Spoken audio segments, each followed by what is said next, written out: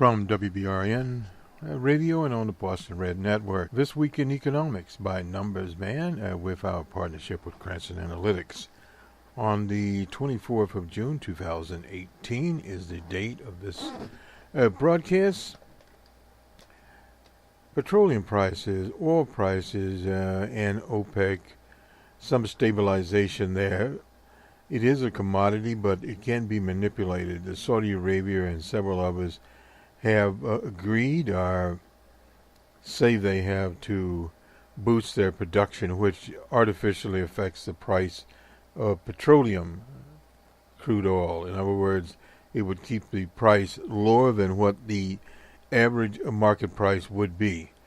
And DJ Trump pressured the Saudis to do this, and there are various others in the market, Iran, etc., Venezuela, that are not producing what they could produce, and the Islamic Republic of Iran due to coming sanctions.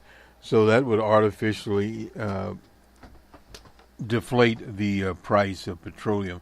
This is from Reuters. That was on Friday. They made the agreement in Geneva, Switzerland, where they have their office. The price rose $1.85 to $74.90 a barrel. The U.S., China, and India have urged producers to release more supplies to prevent an oil deficit that could undermine global economic growth. Now, the Organization of Petroleum Exporting Countries said in a statement that it would raise its supplies by returning to 100% compliance with previous agreements on output cuts, but it gave no concrete figures. By avoiding setting individual country targets, the deal appears to give Saudi Arabia leeway to produce more than its official target and fill the gap and left by, as we were, Venezuela, who can't pump enough to meet its official allocation. So this is basically where the market is. OPEC and its allies since last year have been participating in a pact to cut output by 1.8 million barrels per day. The measure helped rebalance the market in the past 18 months and lifted oil to around $75 a barrel, from as low as $27 a barrel. The lower the better, but unexpected outages in Venezuela and Libya and Angola have effectively brought the cuts to around 2.8 billion barrels in recent months. Didn't know Angola was having problems, but that occurs all the time. They didn't mention Nigeria, so I suppose they are pumping. We want to prevent the shortage and squeeze that we saw in 2008, referring to when all oil rallied oil to $150 per barrel. Well, that was during the Depression, a different time, obviously, there.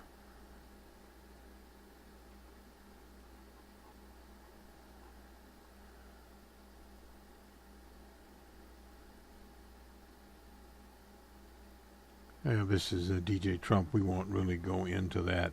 But I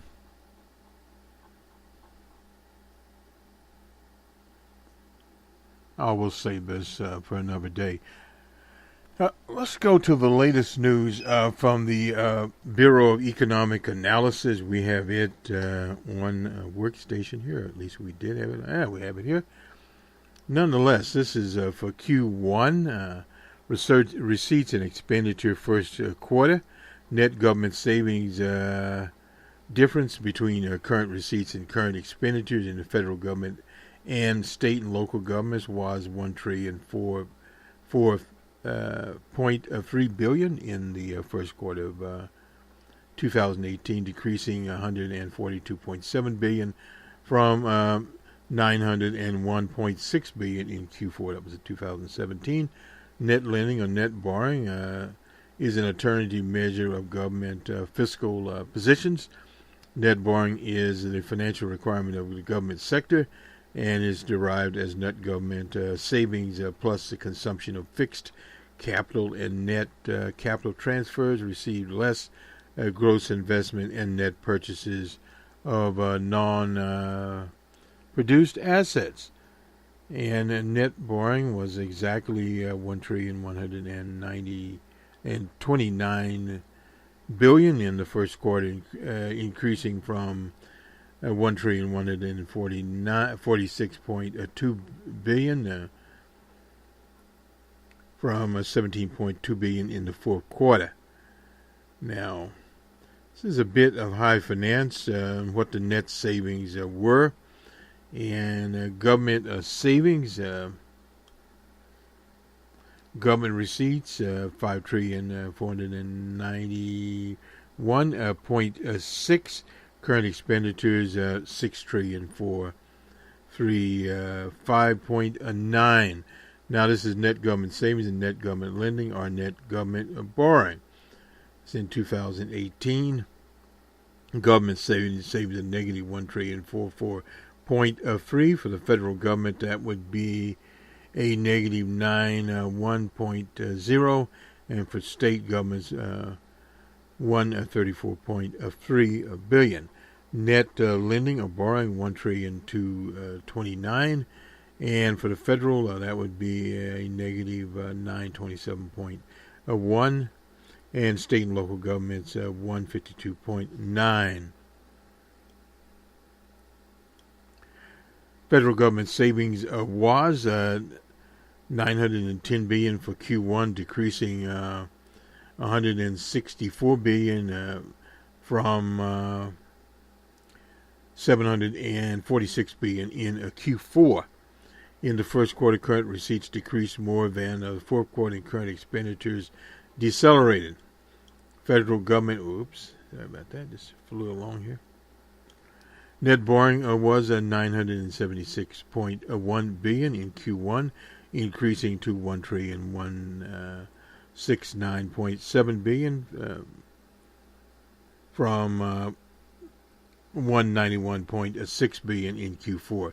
The largest fourth quarter increase in federal net lending reflects provisions in the 2017 Tax and Jobs Act on the lower one-time deemed repatriation tax is imposed on foreign earnings accumulated after 1986 through the end of the company's most recent fiscal year. Tax is classified as a capital transfer from business to government, and it was recorded on an accrued basis in Q4. The Bureau of Economic Analysis estimates that the one-time repatriation tax is at 250 billion at a quarter rate of 1 trillion at an annual rate there. So this is the first time we actually have some figures for that act and the repatriation.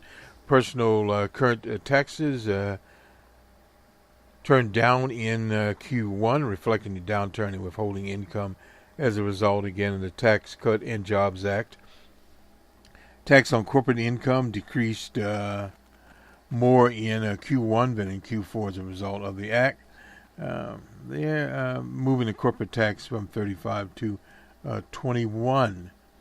Income receipts from assets decreased in the first quarter than in the fourth quarter, reflecting pattern dividend payments from Fannie Mae and Freddie Mac. Current government transfer receipts reflected a pattern of bank statements in recent quarters. Bank settlements boosted receipts to 2 billion and 8 billion at an annual rate. Government and social benefits to persons accelerated in Q1, reflecting a 2% cost of living adjustment that boosted benefits, Social Security, veterans' pensions, supplemental security income. In addition, payments of healthcare premium taxes related to the Affordable Care Act turned up. Grants in aid to state and local governments turned up, reflecting an upturn in Medicaid grants. current transfer payments in the rest of the world turned down in the first quarter. Fourth quarter transfers were boosted by economic support payments to Egypt and Israel, and by hurricane relief in Puerto Rico and the Virgin Islands. Federal current receipts and expenditures. You won't go over these because we current tax receipts at $3,478.3 billion. Current personal taxes at $1,595.1. Tax on corporate incomes at $264.2 billion, and taxes on the rest of the world at 23.2. Income receipts on assets 36.7. Transfer receipts to 77.3. Some of these we won't go into other than current expenditures, $4,388.3. Consumption expenditures, $1,005.3. National defense at $606.5 billion. Non-defense at $398.8 billion. Current transfer payments at $2,767,000,000. Won't go into the entire scales here, but you can see where this is basically going. The estimate of government current receipts, current expenditures, and net government savings are based on data from the federal budget, from the weekly Treasury statement of receipts from the Department of the Treasury. So this is how we got this data.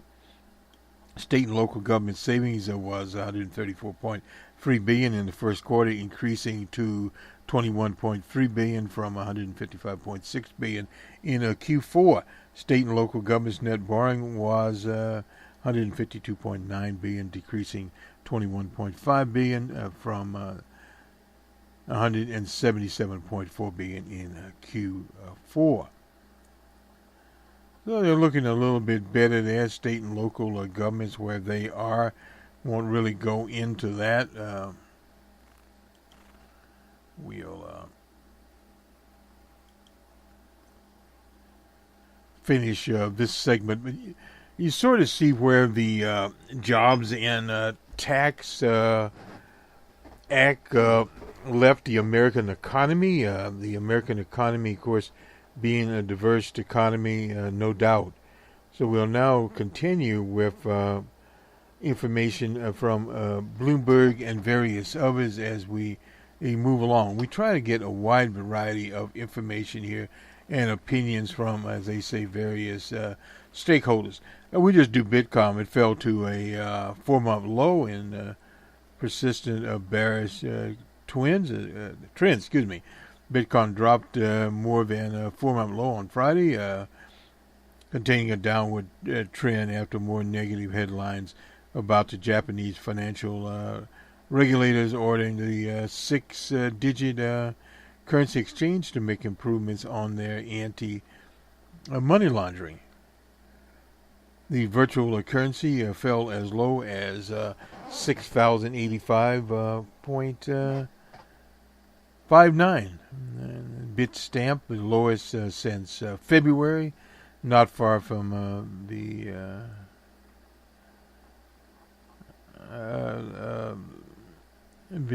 below 6,000. It was the last time more than 8% is down more than 8% at 6,077. Bitcoin has fallen nearly 56% after soaring 113% last year. Well, these adjustments are being made. One of the observations I suppose we'll make is that Bitcoin is here to stay. There's no doubt about that. Early this week, cryptocurrency world was racked by the South Korean cryptocurrency exchange. Bithumb was hacked of 35 billion won. That's $31.5 million of virtual currency. Well, some of these things are happening in the as they say, virtual currency world, but at the same time, the Bitcoin situation goes on over time. Blockchain, etc., will become much more stable, and incremental retail and institutional demand was expected to materialize in 2008, but regulatory action by the SEC have impaired progress. That's what Lee said, and these things, adjustments are going to have to be made, and where nations such as Venezuela, with their particular type of situation, period. And somebody compared to the cryptocurrency market, where a NASCAR race, and there would be a caution flag out there. Well, part of this is one has to understand that Bitcoin competes with other markets. Therefore, you're going to have this kind of a coverage, a negative coverage, and anything that impacts it will impact it, no doubt about that. But the fluctuation in Bitcoin at this point in time is very similar to other commodity markets.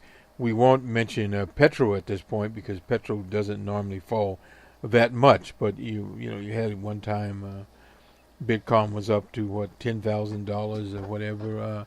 So now we have it down 10% on other markets here. This is the Ephraim market, the second largest market, is down by 10% at 4,270.99 cents. So again, this Bitcoin is one of those things that you get into, but you wouldn't put all your eggs, obviously, in one basket. A word there of whatever you want to call it. And let me see where we are. This is from the Bloomberg operation, talking about the fraternal friendship between DJ Trump and Saudi Arabia. Mohammed bin Salman strive to be in compliance with their output deal, as to 100% means that oil will hit the market in the coming weeks. Now it is in the coming weeks. As earlier noted, a compromise at the OPEC meeting would require the groups to abandon individual output targets, and Iran to concede a market share to Saudi Arabia. Yeah.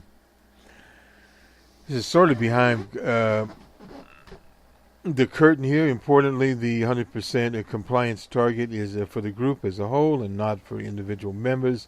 That allows some of these people to cheat, so to speak. Saudi Arabia, UAE, and Kuwait, some that will be pumping more petroleum. Some of the other countries are not pumping that much petroleum. They listed those who can: Saudi Arabia, Kuwait, UAE, Iran, Qatar, Algeria, Nigeria, Algeria, Nigeria, Venezuela, way down there, Angola, Gabon, Iran, Ecuador, and so forth and so on. But they are under the ones who cannot make their quotas. We name the Qatar, Iran, UAE, etc., can make their quotas. So it's sort of an interesting situation. Venezuela is a country whose production is well below the amount allocated in the 2016 agreement. It was pumping at that time 1.43 million barrels a day, according to secondary sources. That compares with 1.97 under the agreement. They're pumping a slippy slope here for Venezuela because of sanctions. Have asked Japan to complete a list of oil imports from Iran.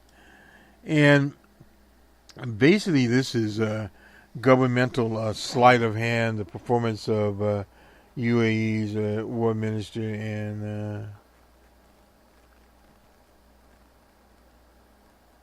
he repeatedly asked whether countries would spare production capacity, mainly Saudi Arabia.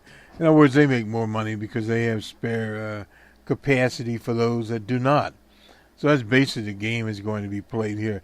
Now, he didn't talk about Brent crude and some other, the Russian Federation and some others that are out here. Let's look at China here. This is also from Bloomberg. China's growth this year shows no sign of slowing, despite, of course, rising tensions. The economy grew at 6.5% this year. This is a medium estimate of 60 economists. What they know, we'll find out when the official figures come out. The results show confidence in the resilience of the economy, especially considering the deterioration of relations with the U.S. Economic expansion is seen slowing at 6.3, 6.2 in coming years, but at the same time, the U.S. will be down, 1.8 or somewhere there in coming years. So in other words, there's not going to be gangbusters here, period. The quarter expectations on higher factory gate prices and better imports and export. Gross national product will grow by 6.7 in Q2, up from 6.6 in this quarter. That's doable. China's big problem at one time when they were running 7 and 8 was inflation in the economy was overheating. Now it's to much more realistic aspect. The prospect of better external demand will help. And this is this whole thing of China turning inward at 1.4 billion and counting. They can do what many nations cannot. The U.S. has, 330 million and change or whatever. That is a drop in the bucket for China in terms of internal demand. And this is the reason you really cannot compare the Chinese economy. It is an emerging nation, no doubt about that. There are pockets of poverty in China. Of course, there are pockets of poverty in the U.S., in Appalachia, and various other places, urban centers. Not an equal distribution of financial resources, no doubt about that, in these countries. So when you look at the countries overall, you look at China in terms of what they're producing and where they're going. They have targeted 2025 that they will have certain key industries that will be self-sustaining. That is their goal. Our take is that will speed up because of the sanctions put on by the Trump regime. And then the wild card is what will happen in the EU. In Germany, cars, Volkswagen, and various others, BMW, some of the automakers there, will have higher tariffs on them. But people that cater to some of those cars will be able to afford the extra 20%. Now, as to where the American car industry will go, Daimler Chrysler, incidentally, also is in that mix. This is game theory to explain the U.S. This is from Business Week, an old magazine. Picking a fight with a trade partner seems a bad idea, but it's not necessarily rational. Probing a partner's weakness, it can be an effective way to get a better trade deal, according to game theory. Well, game theory that's a branch of mathematics that deals with strategy. That in itself, we have it, but it is not a precise science. Ethan Harris, he's head of global economics at Bank of America, Merrill Lynch. The act of putting on traffic teaches you something about the other side, in particular its willingness to retaliate.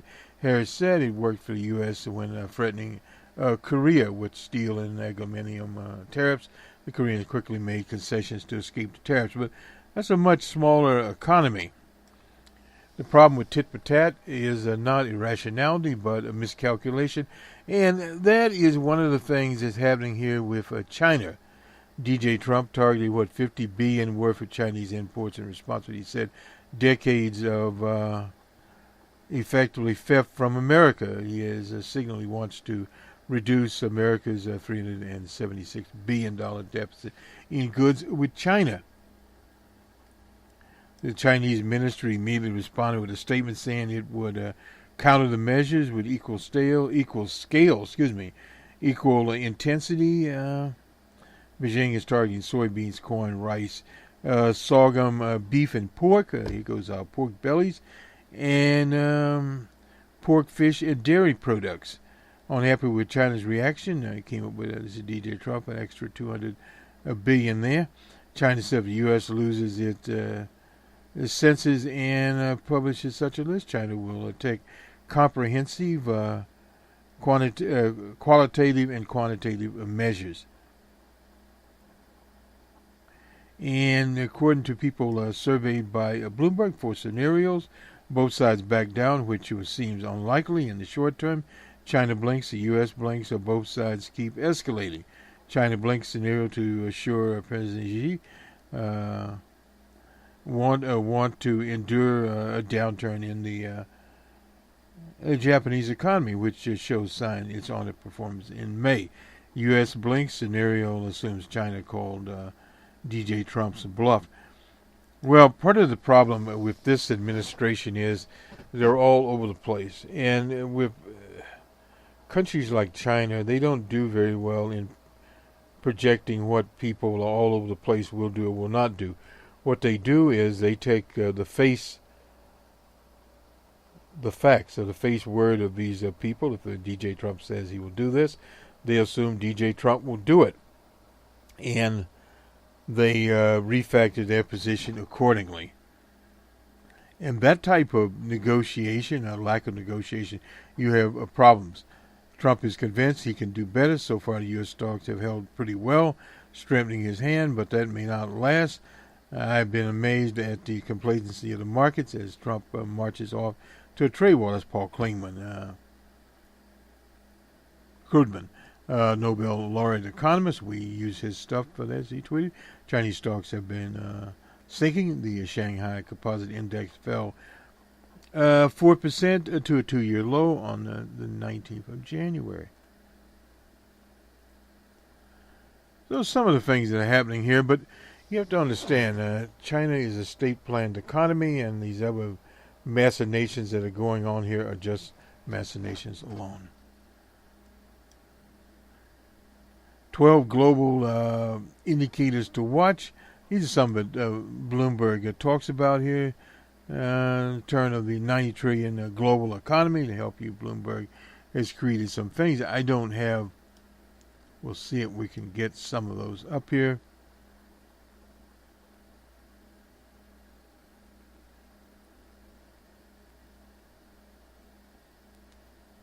This is IHH Market and JP Morgan Chase, a snapshot of health manufacturing around the world based on surveys there above 50, and they have it at the global PMM at 53.1.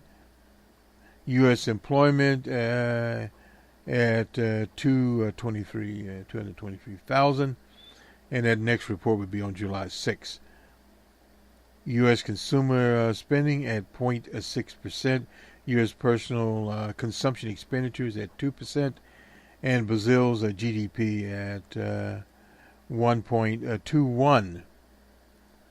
Chile's copper exports at 3.36 billion.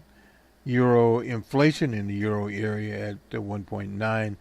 German healthcare at 110. A survey of, linchpin economies based upon the survey of 7,000 executives in German manufacturing, sales, etc. The China PMI, we usually report these as the largely of manufacturers, etc., as at 51.9. It'll come in a couple of days, so next week. The PPI from China at 4.1. How companies are changing at the factory gate. Glimpse into inflation there.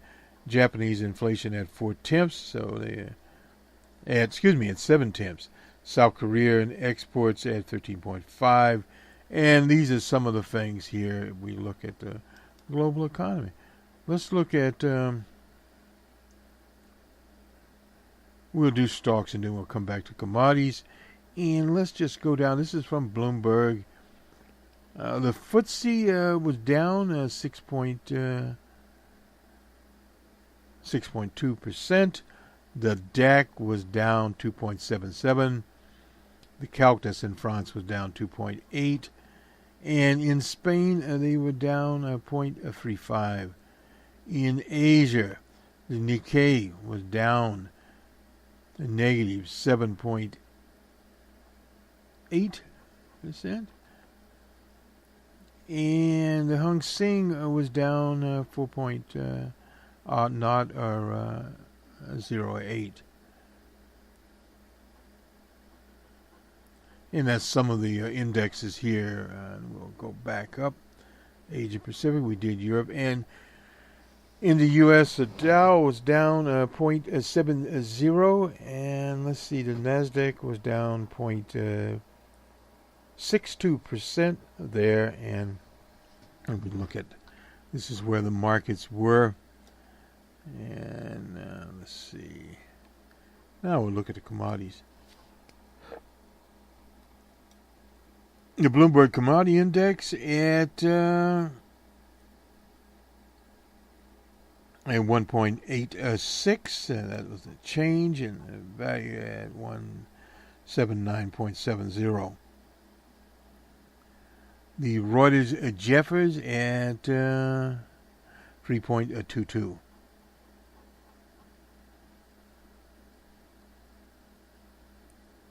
Energy. This is West Texas crude. It was up, $3.04 at $68.58.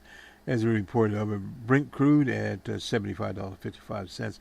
It was up $2.50. This is for August delivery. Natural gas was down 3 cents. Home heating oil was up to $5.53. Precious metal, gold was up 20 cents at $1,270.70. The spot was up $3.37 at $1,270.58.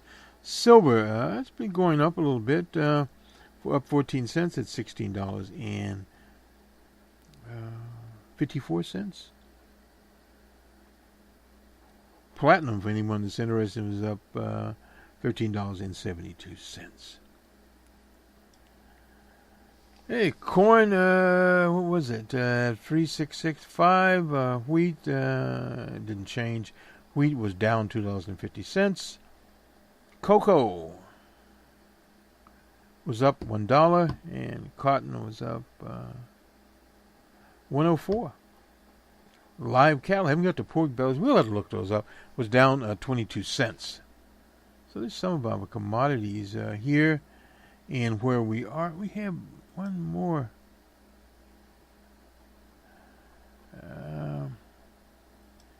Here where we'll talk rather briefly about supply and demand. This is from Business Insider on the 18th.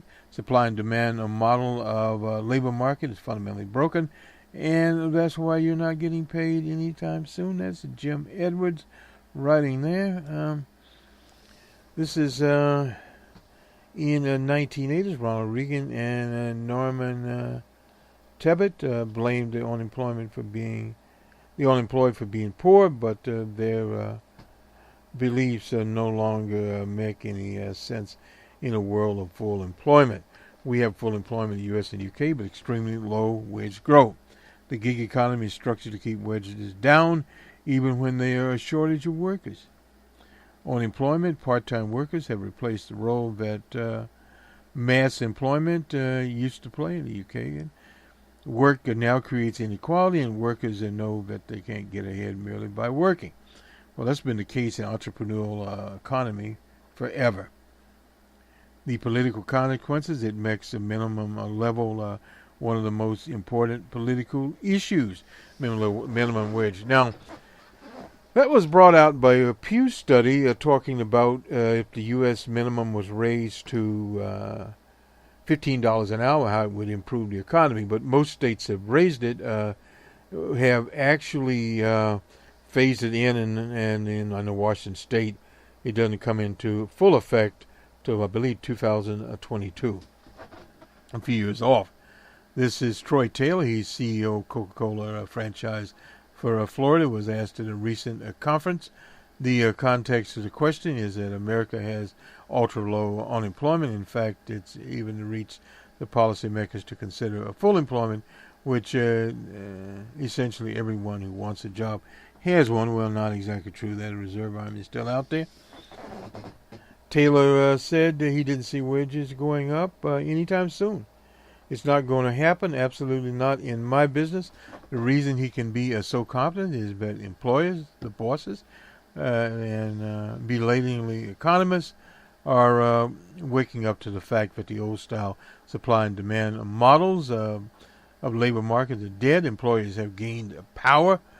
The marketplace is to permanently hold down wages, even when unemployment is low as 3.9 and 4.2 in the UK.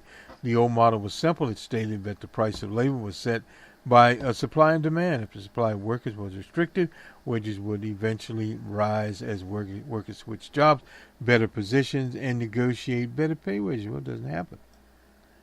Right now, we're living through the most supply-restricted wage market since the 70s. There aren't just extra workers available. In the U.S., there are 6.7 million job openings, but only 6.3 million people looking for work. Yes, according to the government figures, there are actually more.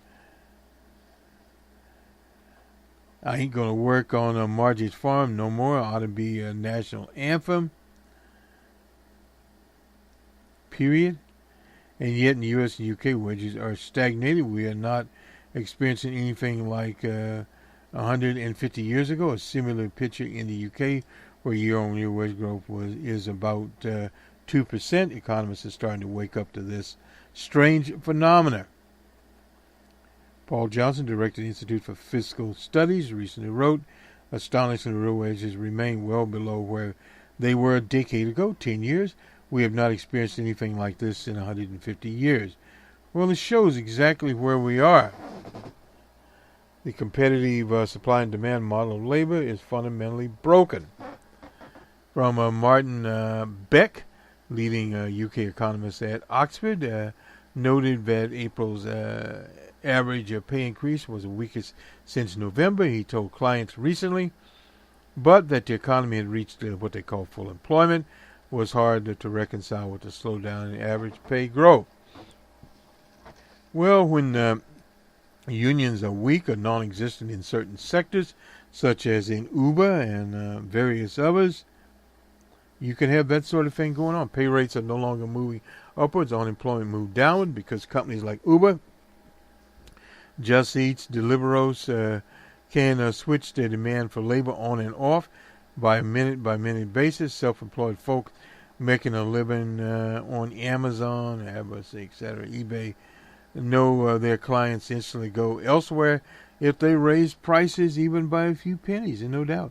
When you are working on price, that's a very interesting situation. Unemployment is low because massive numbers of new jobs today are part-time gig work. That is one thing to remember.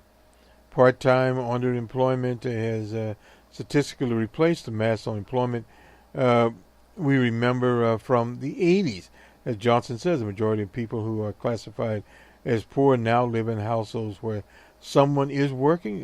This is a complete turnaround from 20 years ago, when 2/3 of the poor lived in workless households. In other words, the old days when you lost your job, you claimed unemployment benefits and lived on the dole. Today, you deliver pizzas or stuffed packages at Amazon for 20 hours a week. And this is the whole plan that the conservatives introduced in the UK and in the US, such as, quote-unquote, the dole. Unemployment is beginning to get harder and harder to get and less weeks a worker can realize. Period. So thus they force people on these low-wage jobs that they really can't survive on, and that's the whole idea for knocking out the social net. This old argument, if there's a social net, people will not take jobs. But the social nets have become so paltry that people are forced to take part-time jobs and still collect food sufficiency and food stamps and some of those programs, Medicaid, etc. This is what you face. John Robinson of the Federal Reserve's Atlanta branch has some data showing the same thing in the U.S. The upshot is that for the unemployed worker, there are now many more involuntary part-time workers than in the past. And this is the whole thing. Part-time workers at one time used to be quote-unquote temporary workers. Now these people are not temporary workers. They are permanently part-time workers. Period. You can't get rich working for Uber. There's no doubt about that. You have to supply your own automobile, petrol, etc. The unemployment now barely exists. In places are millions of people stuck in jobs that often too few hours to get by, etc. In that context, the minimum wage suddenly became important because of a political issue. It's the only way to get a rise in the economy. Politicians used to blame the unemployed for being insufficiently ambitious. Unemployed now, employment was regarded as a fault of the unemployed. President Reagan, welfare queens, etc. And Norman Tibbetts, then the UK's employment secretary, once infamously said unemployed people should simply get on their bikes and look for work. Well, they can look now, they won't find it. So this is some of what is come out here. And Bernie Sanders has talked about it. Jeremy Corbyn has talked about it. And to no avail till people work up to actually what is going on. So when Trump talks about jobs, he's talking about temporary work, etc. And this is what people are engaged in. This is the story of the so-called gig economy. And they even have schemes on the net that people are actually working for pennies, etc. Teachers are teaching at summer school, things of that nature to make quote-unquote ends meet at colleges. And, of course, at colleges, universities, they are now using instructors or whatever you want to call them, that do not have tenure period to, as they say, hawk their wares.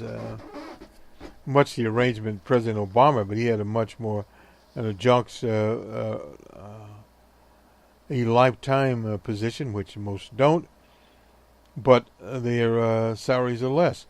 And if you look at, especially in higher education, demographics will play, and also modernization. More classes are being offered online. You have the Coursera and various other online universities exclusively. MIT has their classes online. The University, I believe, of South Carolina offers a bachelor's program. It's all online. You pay for it if you want credit. And there's also an IT master's program. There are various other things on YouTube where you can be self-paced, self-learned, etc. It used to be at one time you got the books and worked on your programming. That is no longer absolutely necessary. So the whole idea of work has changed. Robotics have come in, and various algorithms. In fact, the algorithm actually was in the UK, and it was on the BBC, but a fellow was actually fired. And his